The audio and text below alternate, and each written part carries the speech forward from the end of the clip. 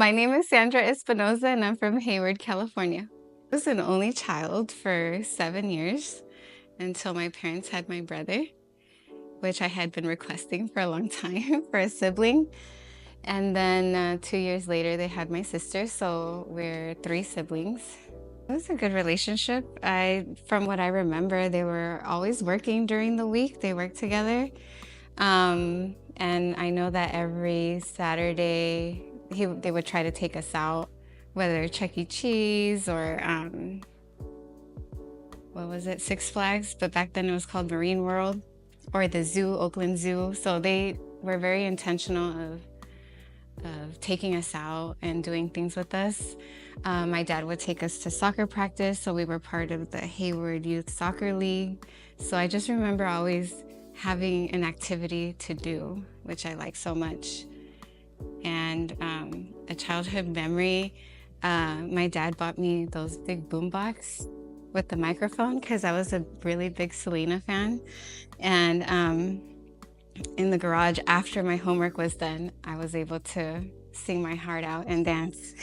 I knew of Jesus going to Catholic church, so from what I remember was going to the confirmation classes, and actually the first one is the communion classes.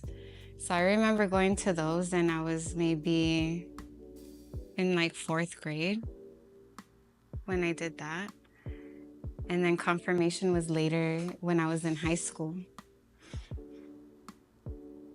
So I remember that being an introduction to Jesus, but then when I really felt like I knew him and accepted him, I was already in college. So I want to say I was 21, 22. I was a good girl, actually. I was very behaved. Soccer team. So I played soccer all the way through high school. So I guess I was always busy in activities. I've always loved dance too. So I was in the dance team at the school. So all the spirit weeks, all the special events that they would do, rallies, I was involved in those. So very heavily involved in school and community. Kept me away from the streets or thing, you know. When I was diagnosed with lupus, I kind of was like, God, why? You know, like searching out like all these questions. And at the time, one of my mom's friends brought a couple of sisters over, you know, from a church in Oakland. And they really just lived on me even though they didn't know me, and prayed over me, and consistently they would come visit me to the hospital. Not knowing who I was or anything, they just knew that it was a young woman in need. And that really just, wow, is this what, you know, knowing the Lord is? Or they showed me God's love, coming to visit me, not knowing who I was, praying over me, consistently praying over me, bringing me scriptures to look over, just giving me words of encouragement that what I was going through was something temporary, and that I would, you know, that he would heal me and that he died for me. So it was very encouraging. I want to say, well, once I was out of the hospital, then I started coming to church more. So at the time, I was still going to a Catholic church, and then I made it more consistent to here, Faith Fellowship and El Shaddai. So I was going to both. Through my lupus diagnosis, at the very beginning, they had a very hard time controlling it. So I was always in and out of the hospital, unfortunately. And they even called me the lupus girl. When I would go to ER, they already knew who I was and that they were gonna admit me and do all these things, right? But there was one time that I was really sick. Actually, I was taken to Highland Hospital, even though I had gone to St. Rose. They were like, we can't do anything for you, so we're gonna transfer you over. So they took me to Highland. And at Highland, they also were like, everything that we're giving you is not working. And basically at that point, all of my veins kind of had blown. So they need good working veins to put the IV in and everything. So all my arms were gone. They had gone through my thigh, they had gone through my feet, and those blew as well. And so the last resort was my neck. So they'd have to like put you upside down to get the neck. And then it was really a painful experience. So they had told my parents that that I probably wasn't gonna make it past that year. So I think it was during December time, right? And so just me listening to all that, like, well, I'm not gonna get any better. I was like, well, I need to give my life to Jesus because I want to go with Jesus. I don't want to, I want to spend eternity with God. So that was kind of my like, do something, please. Like, I want to be with you, And so after all that, I actually told the doctors that I wanted to go home. Like, if I was going to die, I wanted to die home. I didn't want to die at the hospital. And they were like, oh, you can't do that. And I was like, yes, I can. I know that I can sign, So I signed against doctor's orders and I went home. And I made it through New Year's, but then ended up in the hospital the following day. But after that, I got significantly better. So I think, the Lord did something. I want to say 24, 25, I was feeling better. And because during that time that I wasn't feeling good, even though I was discharged and things weren't really improving, so they put me on chemotherapy and things like that. It makes you feel worse before you feel better. So all the time, all I did was just laying in my room. So it was a very depressive time, in my life. And I did. Sometimes I considered suicide, but I did attempt it and I was unsuccessful. So I'll be honest about that. But when that was going on, I just remember. So I try to suffocate myself first. And then you can feel your heart just like pounding and pounding through your chest because it's like trying to get oxygen, right? And I was like, oh, I can't do this. I can't do this. So then I was like, fine. I looked over and I was like, I'll take my whole bottle of medication. I know that, that way I can't stop myself. The medication will do its job.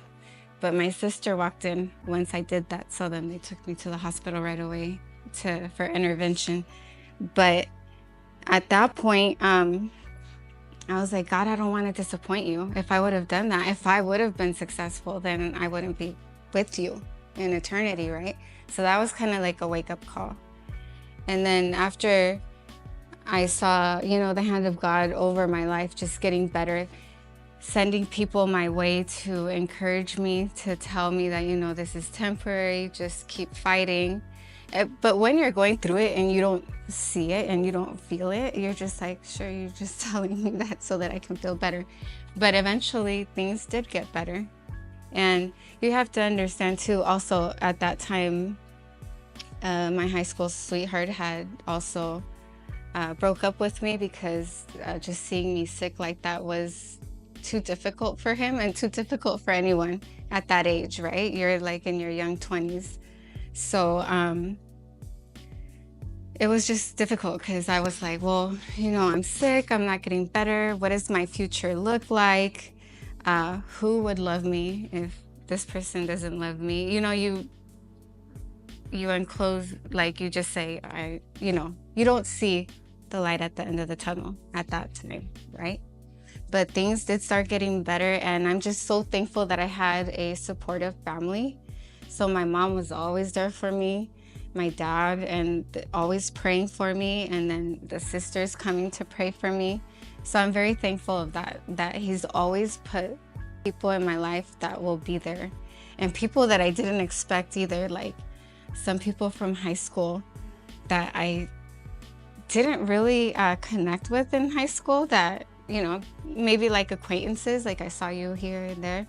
And then they came to visit me at the hospital, and I was like, wow, like the people that I didn't, expect.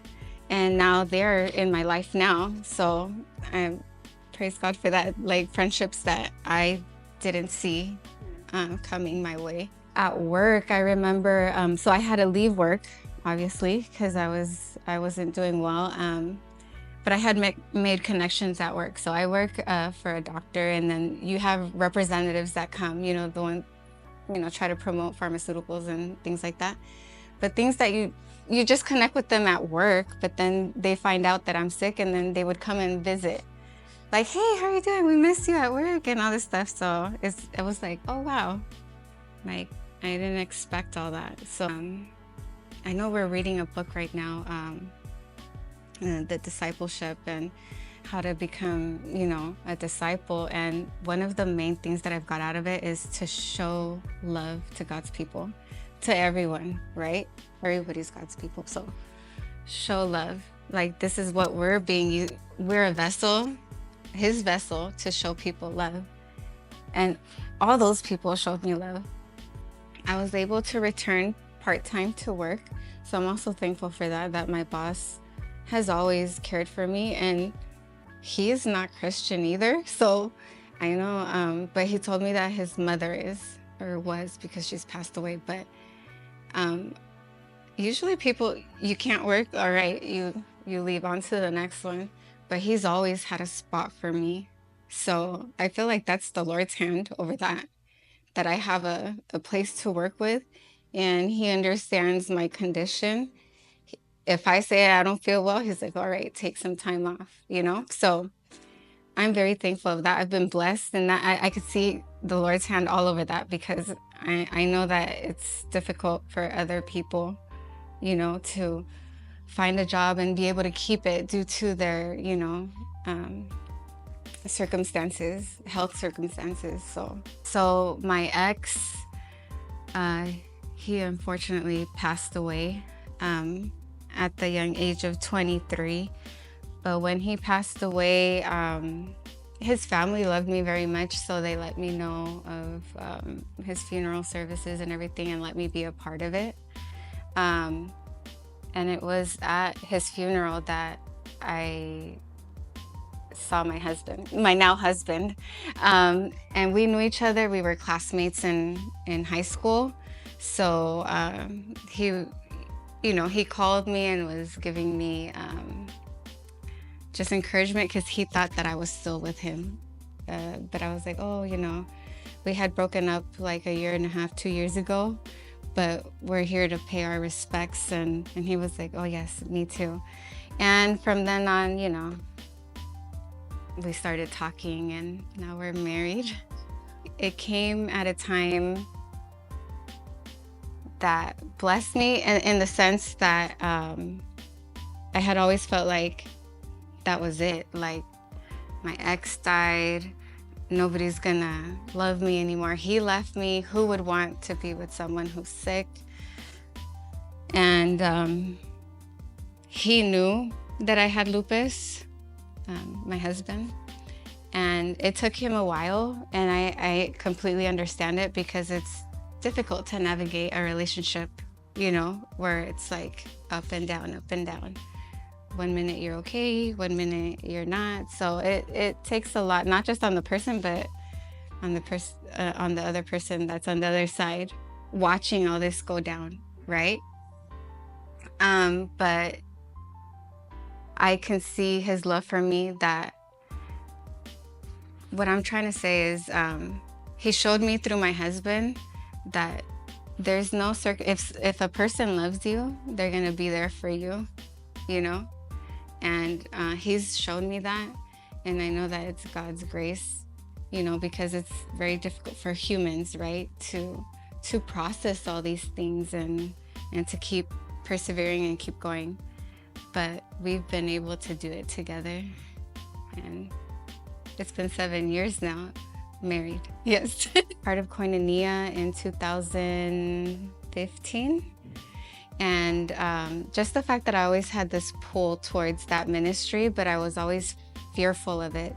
Fear in the way that I couldn't commit because of my lupus. I feel like lupus has always been, how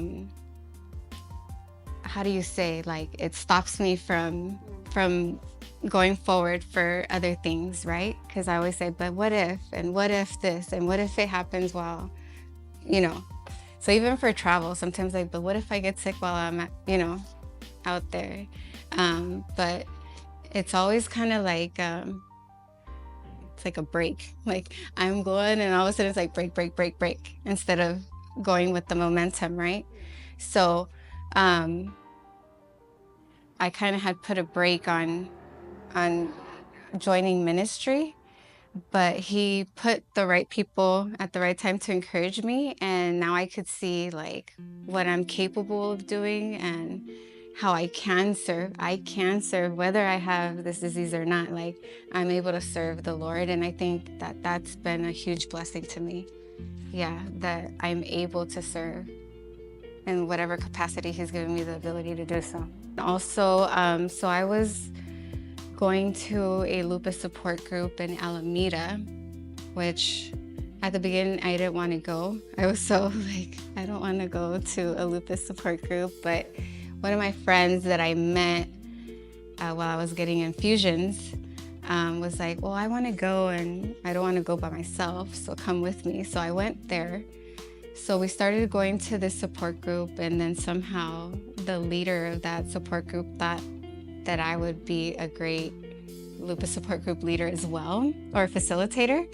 So she told the board, hey, I have a young girl that I think would be good, And so I went to San Jose. So I'm part of the Lupus Foundation of Northern California. I facilitate now the Lupus Hangout Support Group. So it's for young, it says for young, but it's from teens from like 13 to your 30s.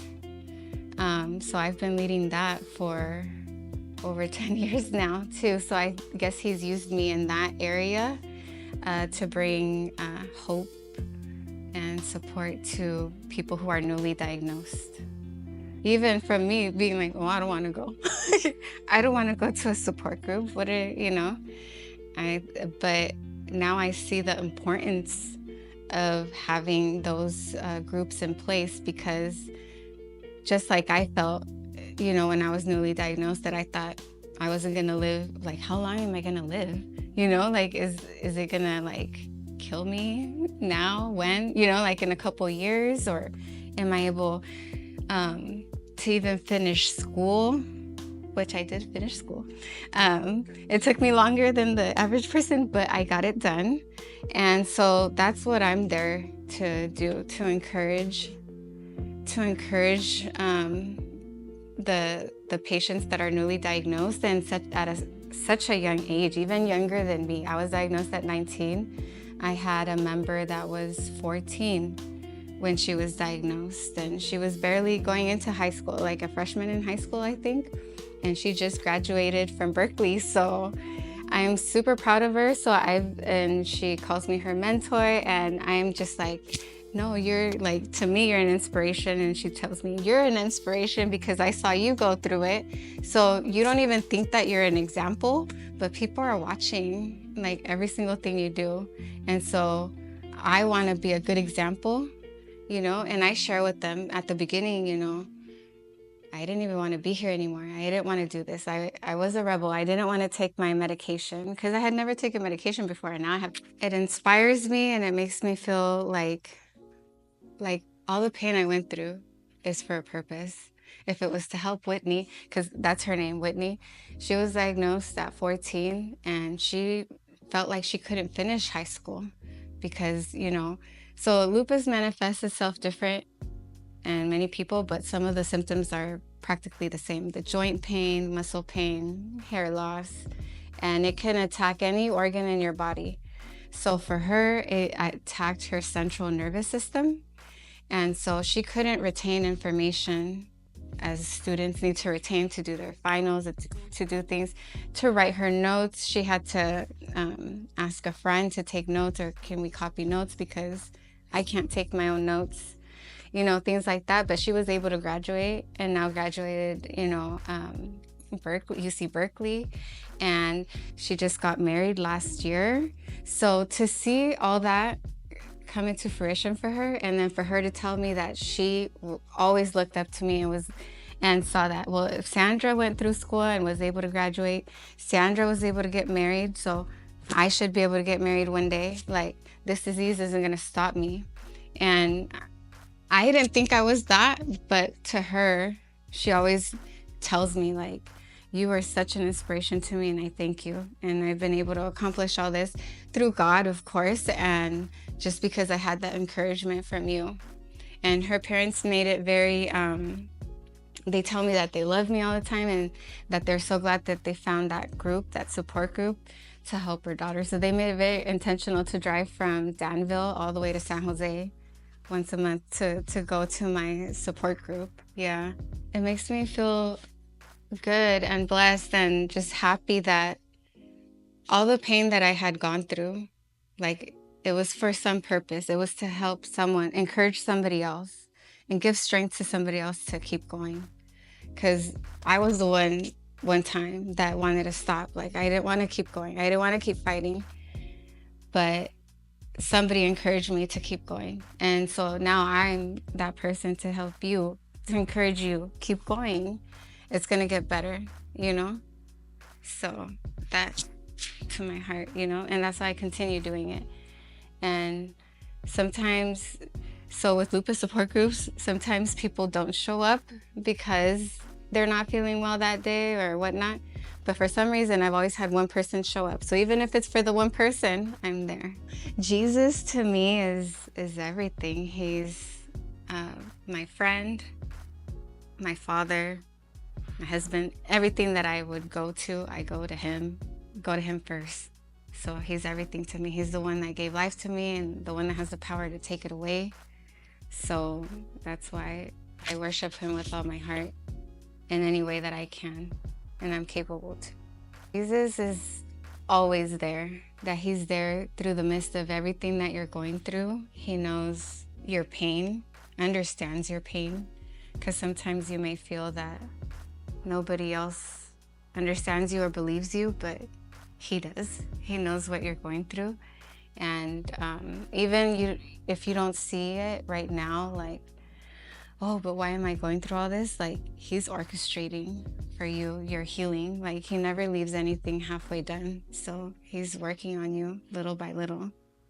So that's what keeps me hopeful, that I will be completely healed one day, you know, but he's there through it all.